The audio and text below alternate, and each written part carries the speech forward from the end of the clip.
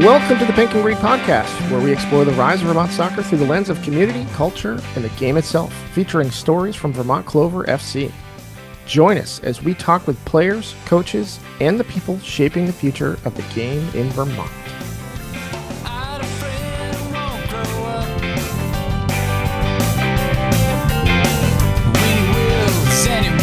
Guess.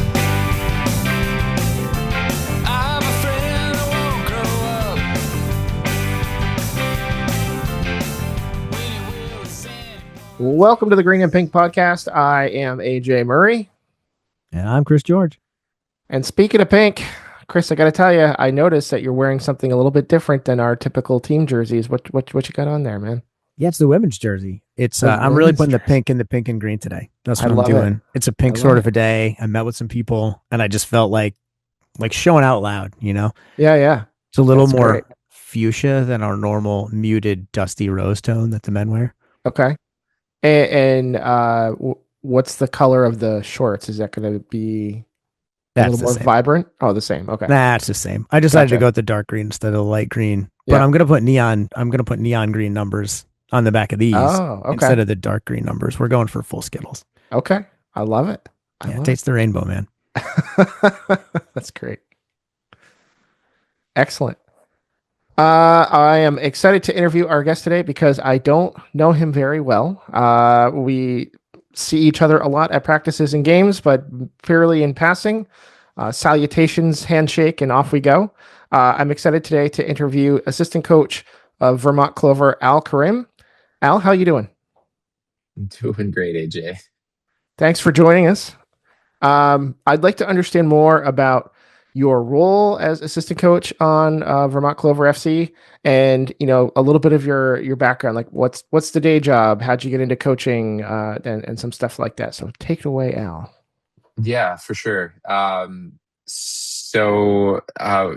the Clover is assistant coach to Brian Buchek. Him and I, we spend a lot of time talking about our players, our player personnel. There's, it's the largest squad I've ever been a part of, player pool of over 50 boys. And I would say that's probably one of the hardest parts of the job is, ensuring that we're pushing them in training and also making the right selection for our game day rosters. The boys are in training. I mean, you've seen it, that you're there at a lot of our practice sessions, and they're fighting with each other day in and day out in a positive way, right? Because they're competing for playing time for a roster spot. 50 guys, and there's 20 that can be rostered, with 2 of those being keepers. So, it's pretty competitive, and it's really cool to see.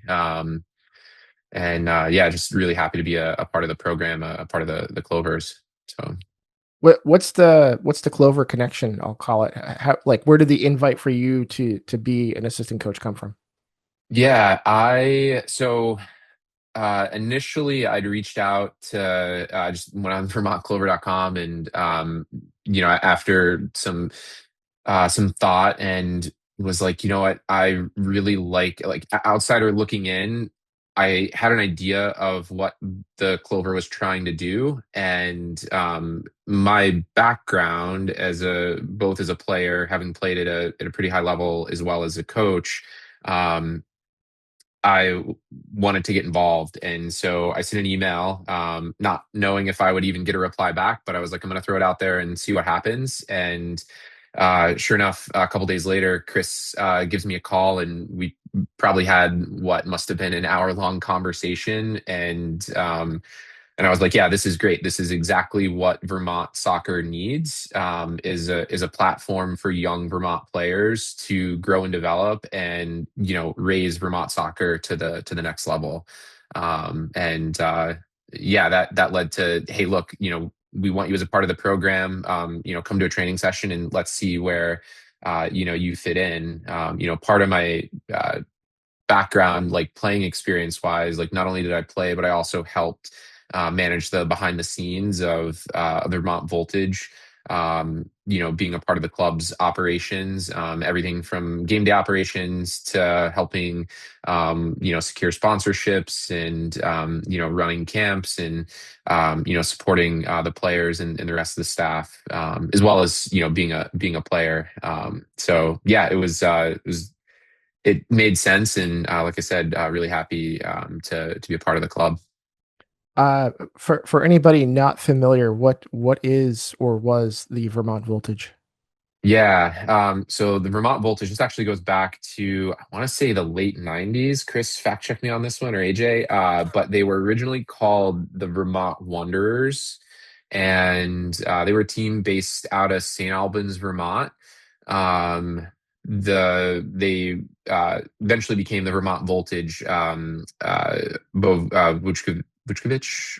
Anyways, Bo from Serbia played at Franklin Pierce, one of their all-time leading goal scorers.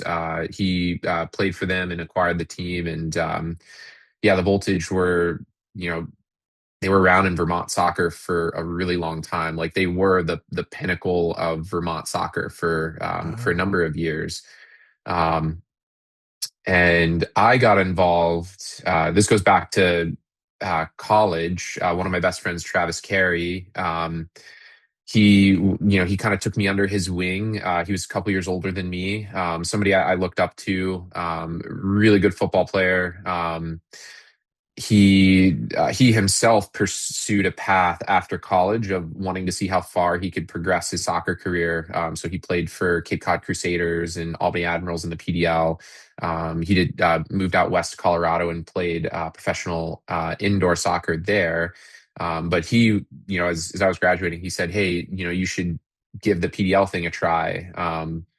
So they're, Vermont, pretty close to home where I grew up in upstate New York, and yeah, I reached out to the team and said, "Hey, I'd like to come and try out." And so I made the team, and first day of training, showing up, and we've got guys like Johannes Marshall, who's a transfer from LA Galaxy, in our training session, and played for his national team. And Jonathan Glenn, he was a Division II top scorer at St. Leo University down in Florida. Also played for his national team. In fact, I saw him on one night I turned ESPN on, and it was Mexico versus I forget what national team he played for. But I watched him score a goal against Mexico in a CONCACAF qualifier. So like the level of players that we had coming to a small town in Vermont was incredible. It's like, who would have thought, And Yeah. I wouldn't believe that I would have been sharing the field with those guys. Like it was a really cool experience. Yeah, the PDL was occupied a really cool space at a really cool time when everything else was kind of going away from a professional soccer perspective, and MLS was kind of on the rise. Like PDL came in. It stands for Professional Development League, but clearly like some of the teams were a little more professional and some of those were a little more development. But there were some real players in that league, man, and you alluded to that. And the Voltage, they were pretty ubiquitous in Vermont. They were well known because they ran tons of summer camps. So every kid of a certain age, you know, not like younger than me, but they would all have like their Vermont Voltage shirt on because they did the Vermont Voltage camp, because every week in a couple of different towns you could find Voltage doing a camp. And that's, it's kind of too bad Voltage went away. And for the listeners who don't know the history quite as well, the PDL contracted a little bit and then aligned with USL, with United Soccer Leagues, and it is USL2. So the PDL became USL2 now. So it's been like a really very consistent, like fourth rung of the pyramid for a long time. In the 90s for sure. I think the 90s was when it first started, was the early to mid 90s. I think that's when it was. Again, somebody'd have to fact check me on that, but that sounds right. And I imagine they started as the Wanderers, like when PDL got going, because they were known as a historic team, which is pretty cool too. What are you going to do? You guys, the two of you, are at practice all the time and you see each other in the same space, but you don't often have a lot of interactions, which is pretty cool. The question I have really for you, Al, is the other coaching stuff that you're doing. How does what we're doing at Clover compare to the stuff that you're doing, not at Clover? Because actually, let me preface that by saying, I'm a little rambly. We don't just bring whomever in. There's a person's got to have a fairly specific kind of resume and experience set to be able to, even have that conversation that we want to think of him in, leadership kind of position like Brian has it, you have it. There aren't that many people around that have coached and or played at the level that you have experience at. But you're not doing that now, at least until Clover. So what is the other coaching you're doing now, and how does that compare to Clover? Yeah. So I'm an assistant coach at Far Post right now, with our U16 boys. And then I've also been the head assistant at for BHS girls varsity soccer now for, I think this is going to be my 13th season, which is also insane to think about. Wow. Um, yeah, I mean the level is just it's different. The U16 club boys, what we're working on is more fundamentals, foundation type work. So that way those players are able to compete and maybe get a JV spot or maybe fight for a varsity spot. And a lot of those players, or not a lot of those players, but some of those players, they're just playing because they want to be there with their friends and they enjoy playing soccer, but they might not want to reach the upper echelon, right? um BHS girls varsity soccer, for at least for now, that is the high school soccer is like the top for a lot of those athletes. Some will leave and they go and they travel to Boston to go play or whatnot. But high school soccer is what I enjoy about that over club is you have a defined start and a defined end, and so you're working towards something. Club soccer, I've always viewed it as like, and the players don't always see it. Some of them do. Some of them are more bought in. It really depends on who, and then who you have as a part of your team. But club is more about just every day coming in and trying to improve your skills as a player. Um, with high school soccer, right? I mean, it's a sprint out of the gate from day one until the last day of playoffs. Like there is no letting off the gas, because if you do, it's really hard to make up ground. When I look at Clover, these are some of the top guys in the state, right? That are coming in, that they're competing with one another to see how far they can push themselves. And your point on leadership, like it's interesting to see the boys in training and the feedback that they're giving one another. Almost to the point to where Brian and I, are more hands off, and the boys just kind of do their thing. But there are times where we do come in and we impose ourselves and give that guidance to them when they're faced with adverse situations or they're not sure how to deal with it. A couple games that we've had recently, you could see the guys like getting a little frustrated, they've been put under some intense pressure, right? Like there's a target on our back being, the like one of the two top teams in our division, and taking on that pressure is it's a lot. So having that experience and being able to relate that and give that feedback to the boys to help them get through those difficult situations, it's for me that's really rewarding. Yeah, coaching a player that has experience beyond the stuff and is competing day to day for their jobs, like they're doing at college, is completely different. I love high school soccer. I think it's one of the, and not just high school soccer, but high school sports in general. It's like one of the most pure expressions of like sport I think that exists, because you generally have a mix of ability. You have kids that have known each other, generally their entire lives, and they represent their community. Like they're wearing Burlington on their shirt, right? In a way that club is just not like that, right? No. And Yeah. and other sports, not. It's just so cool. And maybe it's different in Burlington, but down here in Middlebury, like we love high school sports. Like people show up for football games, like people show up for soccer games, because there isn't. I mean, it's everybody's kids and their neighbors and their friends, and it's a really cool community vibe. It's one of the things that I really want to bring to Clover, even though we represent a lot of communities. I want us to be like, for lack of a better term, Vermont's high school, right? Where it's like everybody feels that they're like equally owners in this process, because we try to represent everybody from Vermont. It's a back end goal of mine, I think. Yeah, it's interesting you bring that up. But there was a kid I played with on a men's league team from Germany.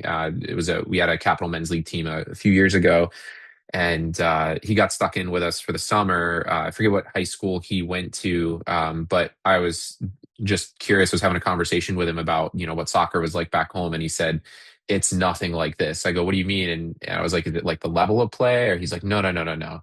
He said going to high school games is another level. You don't have people that come out like that for like our version of like a school game. He said to see people come out on a Friday night, a Wednesday night, to support, he's like, it was just what a cool experience. And yeah, you're spot on. You don't really get that at the club level at all, but high school you do, and that just makes it like so enjoyable. And those high school playoff games are like, and the best part, so there was a team that I coached at Queen City, and the team was basically half Colchester and half South Burlington girls. And girls can be certain ways sometimes. And they were like the best of friends, right? And then they would play each other and they hated each other for like an hour and a half. And then they would always take, like, after the game, all the players that played on that team would get together and take a picture in their uniforms and they'd send it to me after, this happened a dozen times over the course of their high school careers. And every time it's just like, yep, another game, not about who won, not about who lost. It's just like people kind of like, can you put aside the fact that you're friends for a minute and then become friends again? It's cool. I think that that's the cool relationship between like the club and the high school thing, right? Um, Yeah. I yeah, that's I don't Yeah, know. yeah, I love it. I'll see our girls, like, we go to battle against Colchester, and when that whistle blows, it's just, gloves off, like they're just going at it, and then into the game, they're giving each other hugs because they played club ball together. And it's really cool to see. At one of the previous practices, I got a shot of you standing in the huddle, and in post when I was editing the photos, I noticed the seahorse logo on the jacket, and I graduated from BHS, so it's really cool for me to go back there. But I made sure to like highlight it and make that sucker pop a little bit because I was pretty proud to see that. So that's very cool. It's nice to understand what the connection is now. Um, Yeah.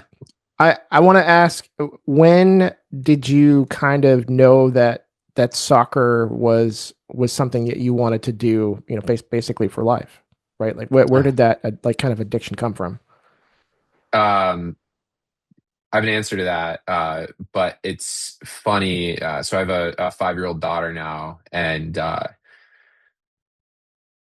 she she's doing like this soccer program right now, just through Parks and Rec, not really pushing her to part, to like, hey, like, I want you to play soccer because your dad loves soccer, right? Like, no, Yeah. no, no, like that. I don't want to do that to her. Um, but I wasn't at practice this past Monday. I forget why. Because I was at coaching far post, and my wife said she pretty much refused to go to practice. Like she would like stand there or would like run back to my wife, like sitting on the grass with our 2-year-old. And I remember, like, as a kid, my parents, like, they remind me all the time, like, yeah, like, you wanted nothing to do with soccer. You would like sit there, like, crouch down, like picking grass because you didn't want to play. I think like every kid probably has a story like that, Hmm. Hmm. but for me, it was actually in high school. So like I said, my dad was a career Marine, moved up to upstate New York, and growing up on military bases, you don't like. We had access to some of that stuff, but it was like rec soccer or whatever. We didn't really have access to like the club programs or anything like that, so I never really got exposure to it. Um, and we moved to upstate New York, to a hotbed of soccer. Had no idea. My parents had no idea. Eighth grade year, I didn't play, but I did play club soccer. And then my ninth grade year, I love soccer. Like, I went out for the freshman team, and I made it. And again, I'm wasn't the most talented kid. I always had to work twice as hard as everybody else. In particular, like, I didn't grow up with the coaching that those players had. But I didn't let that stop me. And so the equal play wasn't a thing. Like Shen, for anybody that knows Shenandoah High School, it is one of the most competitive programs in New York State, one of the most winningest programs in New York State. And as the season, I forget exactly where we were in the season, but I'll never forget the moment because the varsity coach was there, and they had put me in as a right back. I get megged, we get scored on, and I get pulled like immediately, which as a coach now, like, I might have done the same thing. But my parents went over and had it out with Mike Campese. And for anybody that knows Mike Campese, you do not engage with him in the way that my parents did. And so they like I don't know exactly what was said, but what I was told was that he told my parents they didn't know anything about teamwork, and my parents said to him, "We were on the greatest team in the world, United States Marine Corps," and basically, that was it. So, uh, finish the season. It was fine, whatever. Still got some minutes.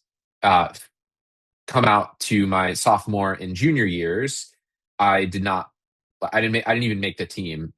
And that like lit a fire in me, like it just burned and like made me want to say, you know what, I'm not gonna let whatever happened dictate uh what I want to do.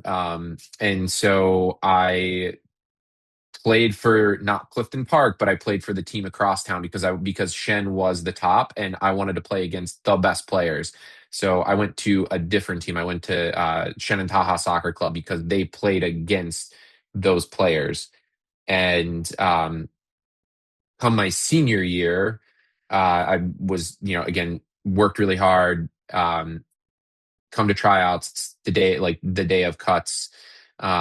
He calls me over and he's like, "Hey, Karam, here's the deal. I'm going to take you on the team, but I need you to understand that if your parents come over and have a conversation with me, like that's it." He said, "The only time you're going to play is if we're up 2 or 3 nil. And I feel that if, I put you in, you can help us hold the lead. You don't need to say anything. If you show up tomorrow, I'll know your decision. If you don't, I'll know your decision."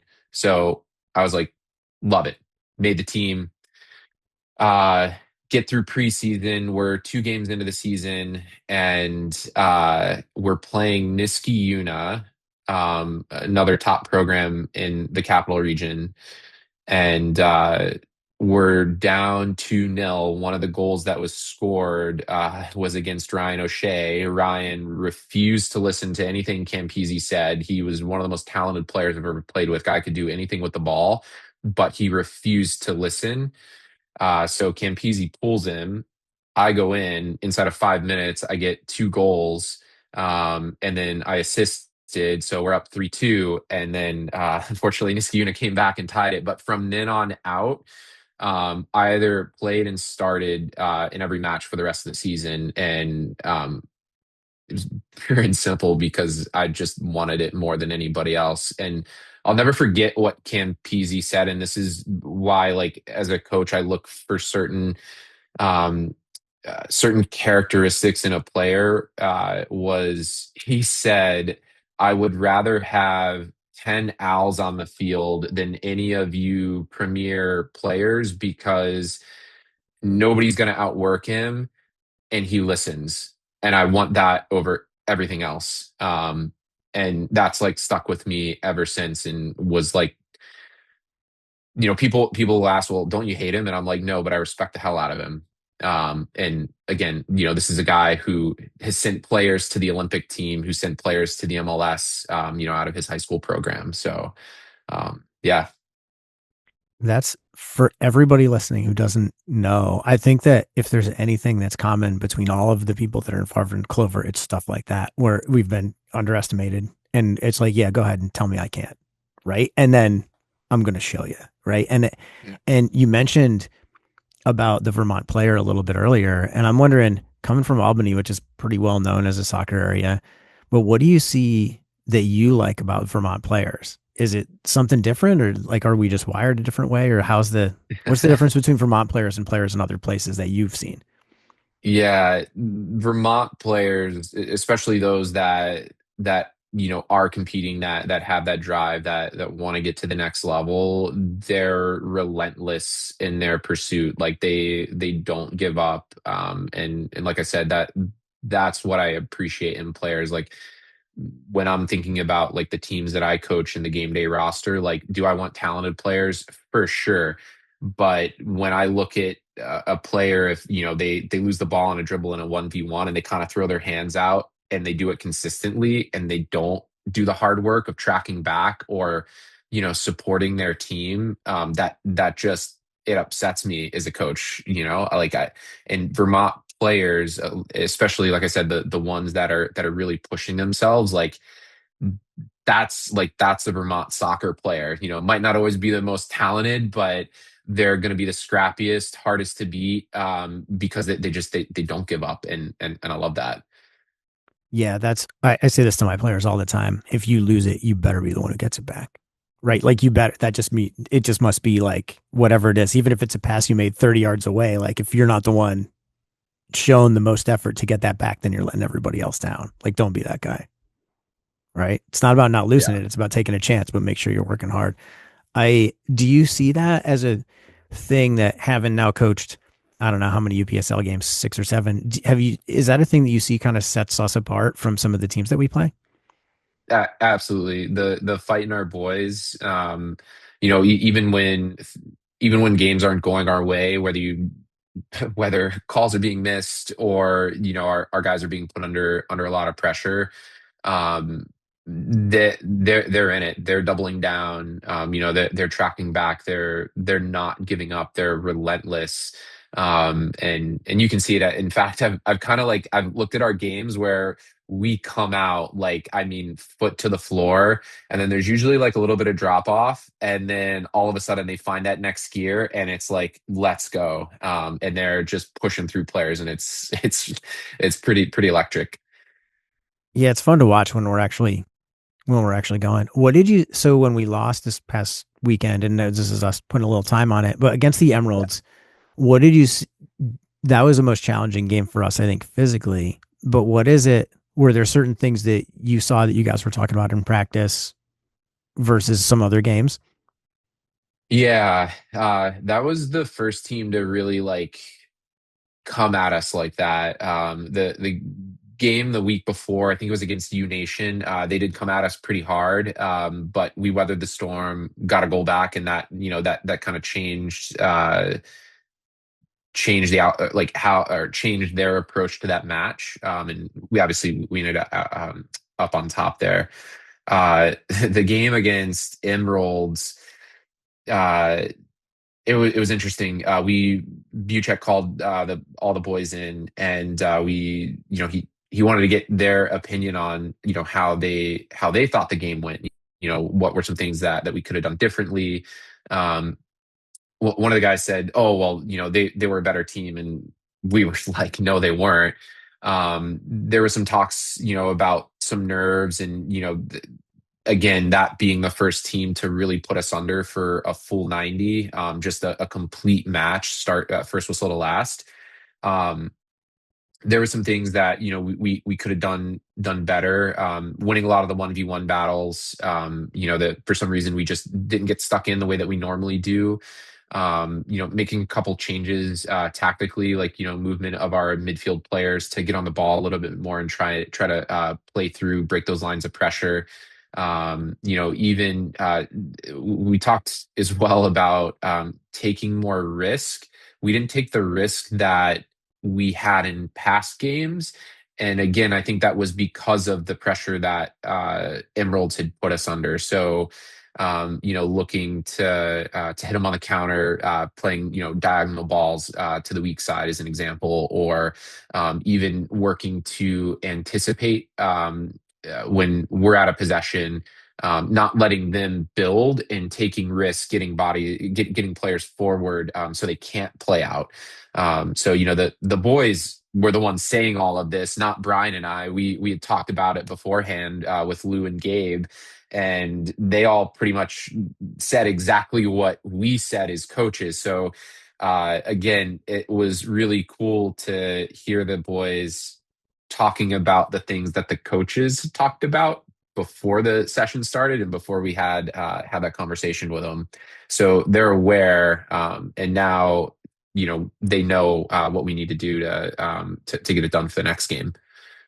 Yeah, I think that that's one of the things that working with good players is like they know. And they're a little bit younger, so maybe in the moment they don't necessarily realize it and have a solution for that.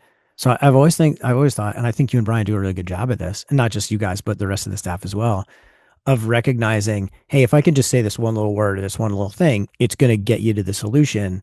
Versus when you're working with younger players, they need to be shown the solution a little bit more, right? Or told the solution a little Yeah. bit more because they don't have the scope of experience, game or life or whatever to be able to come to those solutions on their own.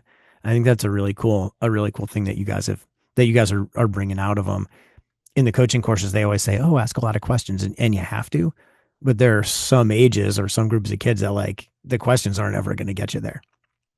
Yeah, and that's how I've always viewed soccer is it's a problem to solve, right? And as a coach, by the time like for people that are at the game, we give some feedback to the players, but we let the players kind of do their thing. We might make a few adjustments mid game, but the 90 minutes that the boys are on the field, like it's about them, it's not about us. And we want to make sure that we're equipping them in training with the information that they need to be successful in the match. And that's whether it's Clover or when I'm coaching my U16 boys or coaching the BHS girls. It's the I follow that same principle throughout. Ask questions because you need players to think to be able to solve those problems as they occur in real time on the field. Yeah. What's something that you've learned so far that was an unexpected thing, maybe? I really appreciate Brian's man management. I think he does a really good job of trying to connect with the players. I've always taken the approach, and maybe this is just because of the environments that I grew up playing in, of trying to create a separation between the players and the coach. Um, but he's the opposite. He brings them in, he loves them, he embraces them. He wants them to know that, hey, I'm here for you, but also holds firm in some instances where you ask a player to do something, they don't do it. It's now it's okay. Now we're going to have a conversation about that. But those conversations are few and far between, in part because our guys are just they're amazing human beings, apart from being amazing soccer players.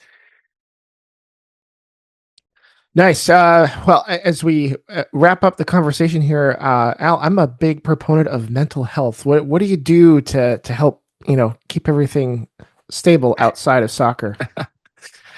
Love that question. My wife is amazing. First off, she's taking on a lot. As I'm working, coaching with Clover, I'm still playing myself on top of all the other things that I'm trying to do. But I do, I try to do a really good job of creating that separation. So being present, meaning like when I'm at home with my kids and my wife, like I'm there with them. I'm not, on a phone or distracted by something else. And then, I find it important to take care of myself. So like I said, I still do play, because I love to play. I love to compete. Um, and then, I get out mountain biking and go for runs and stuff like that too. So I need that for my mental sanity. Yeah, I love it. I want Yeah. to take a minute to remind our listeners if they want to support Vermont Clover FC, you can do so by buying tickets at vermontclover.com. Don't forget to check out our swag shop and give us a follow on Instagram. We are Vermont Clover FC. Um, Al, thank you so much for joining us. This has been really fun for me to get to know you. Any parting words before we wrap it up? Only thing I gotta say was Boston City Emerald was a fluke, and we're gonna win this thing. I love it. I love it. Yeah, it's going to be satisfying to go into their place with and beat them in front of their 10 fans and then go celebrate in their pub. That's what Brian and I have a plan. We are going to take the team to their pub after we beat them in the final. I love That's right. I It's love gonna it. be great. Yeah, so everybody is on notice that, that's how it's going to be. That's awesome. All right. Well, this has been a wonderful show. Join us next time. I'm AJ. And I'm Chris. We'll see you next time on the Pink and Green Podcast. That's going to do it for today's episode of the Pink and Green Podcast. A huge thank you to our guests for joining us and sharing their story. If you enjoyed today's conversation, be sure to subscribe wherever you get your podcasts and leave us a review. It helps more people discover the growing soccer community here in Vermont. You can follow Vermont Clover FC and the Pink and Green Podcast on social media for updates, match coverage, and behind-the-scenes content throughout the season. Thanks for listening, and we'll see you next time. Until then, keep supporting local soccer and keep the game growing.